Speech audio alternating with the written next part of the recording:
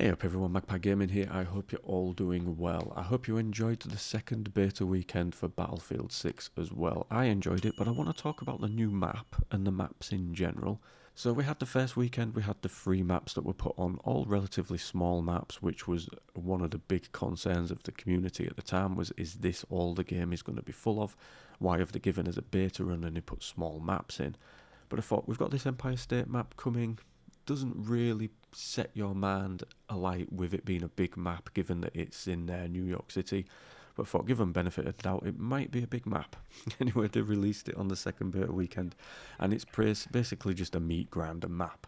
I had a ton of issues with it when I started playing it. There were 1,000,001 angles to cover, and it's just a mishmash of rooms and corridors, and there's no real flow to the map. It is basically gun and run and die and repeat.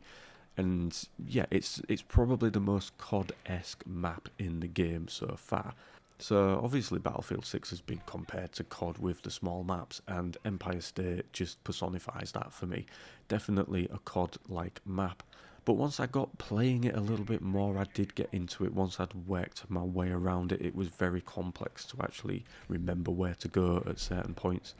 But once I started getting into it, it was an okay map. It wasn't too bad, but again, a very small map, and I don't understand why EA decided to do 2 beta weekends filling them with just small maps. At the end of the day, Battlefield franchise is known for big sprawling maps where you can get air combat going and vehicles, and there's just lots of open expanse peppered with buildings and objects to go towards and things like that, and they didn't showcase any of that in these beta weekends. Now, there are a lot of conspiracy theories flying around about that. One of them is that they just wanted to attract the COD players.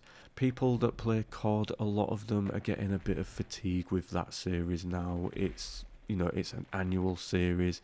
It's saturated with maps, and they're just getting a little bit bored of it, and they want something that's a little bit more gritty, a little bit more sort of realistic. I'm not saying that Battlefield gives you overall realism, but it's grounded in reality. It's, Battlefield 6 has showcased that it's a present-day modern shooter.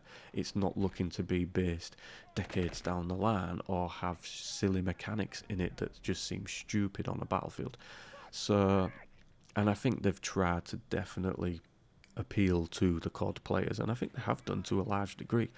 There's a lot of rumours that there simply aren't no big maps, but certain people at EA, I can't remember the names, have come out and said, yes, there is indeed big maps. We understand that's what Battlefield is all about, and there will be big maps included in the game. I just think they've missed a bit of a trick not putting one in for the second beta weekend. Now, there's been a big push by people out there to have a third beta weekend and for them to showcase a large map. Nothing has been said official about that, so I don't think that's going to happen, but people have been calling for it. And, the guys at EA and DICE have hit the ground running with Battlefield 6. They've made a great impression on new players. They've made a great impression on old players, which has been one of the things that they've struggled to do, especially with Battlefield 5 and 2042. They struggled to bring a lot of the veteran players into those games. So it would be a massive boom to them if they did a third weekend. It says, look, here's a third weekend, here's one of the big maps, go easy on it, it's probably not finished, it's still obviously still in the works, but give it a go, here you go. That would gain them massive bonus points with the community, I think, but I can't see it happening. But some interesting news has come out, and they've said that 2 of the maps, the larger maps that are going to be included with the base game, are going to be 2 of the biggest Battlefield maps ever showcased in the game. Bigger than previous big maps as well. And they've given us this graphic as a comparison. So you can see in the red, that is Siege of Cairo. That's the size of Siege of Cairo, which is a relatively small map, but there's good flow to it, there's different lanes to go down, and I actually enjoyed that map. Then in the blue you've got Eastwood, which is going to be one of the new larger maps that's going to be in the game.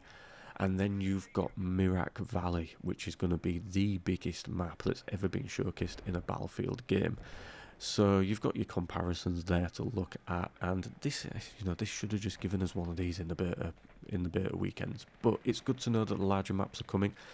The thing with me is actually I'm not a fan of the larger maps. I'm not an overall fan of the vehicle warfare in the games. I'm much more urban combat and close quarters combat.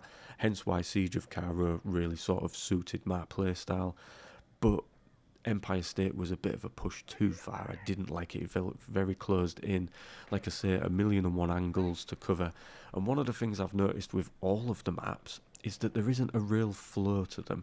Usually when you look at maps like, and I'm going to pick out small ones, Metro, Locker, Grand Bazaar, you've got a couple of lanes to go down within those maps, and you've always got sort of a choke point where you get absolute carnage and chaos going on. One of the best ones that I can probably pull out of the top of my head is Metro, where you've got to go down a set of stairs or down the escalators, and you've got 3 sort of routes to go down.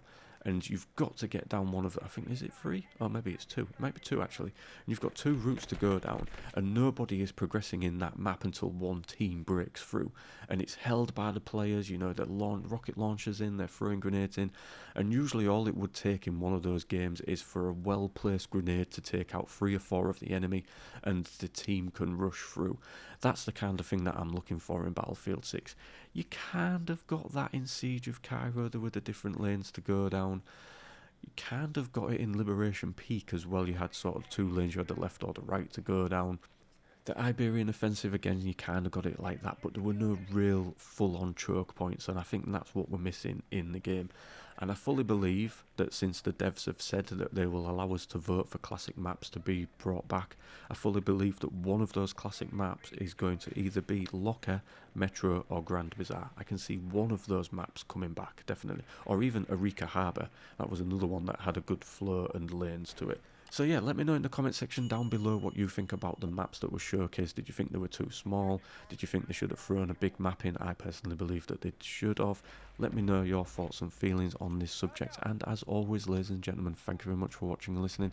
Don't forget to like, share and subscribe, and I will catch you in the next one. Take care.